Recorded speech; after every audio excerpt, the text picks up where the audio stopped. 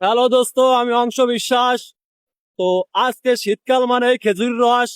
তো সেই উপলক্ষে ভাই ব্রাদার নিয়ে 7-8টা মোটর সাইকেল নিয়ে চলে যাচ্ছি গন্তব্যে খেজুর রসে।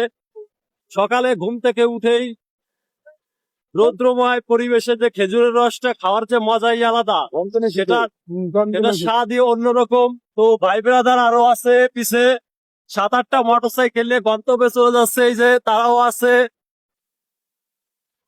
তো এই ব্লগটি দেখতে হলে আপনাকে পেজটি ফলো করতে হবে। পেজের নাম হচ্ছে অংশ বিশ্বাস, আর একটি পেজ হচ্ছে অংশ বিশ্বাস AB443। তো আশা করি সবাই পেজটি ফলো করবেন। আর এই আমার যে গাড়ি চালক পঙ্কজ বাগচি বড় ভাই,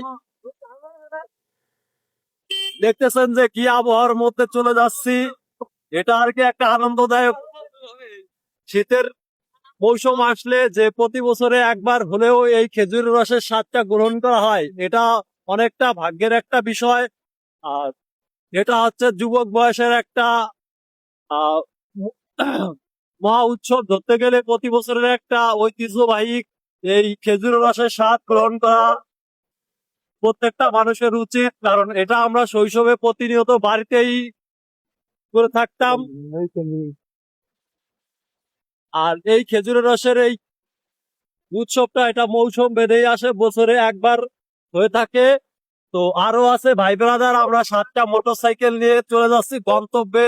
এই এখন কোথায় যাচ্ছি গন্তব্য ঠিক হয় নাই, তবে যাচ্ছি সামনের দিকে। মোটর সাইকেল 7-8টা মোটর সাইকেল, প্রায় 23-24 জন লোক আছি। আশা করা যাক যে ভাই ব্রাদার, কাকা ভাইস্তে, ছোট ভাই সবাই আছে। আর যদি পারি আসার সময় এইবারই বিয়ের দাওয়াত খেয়েও চলে আসবো। দেখতেছেন যে কি আবহাওয়া।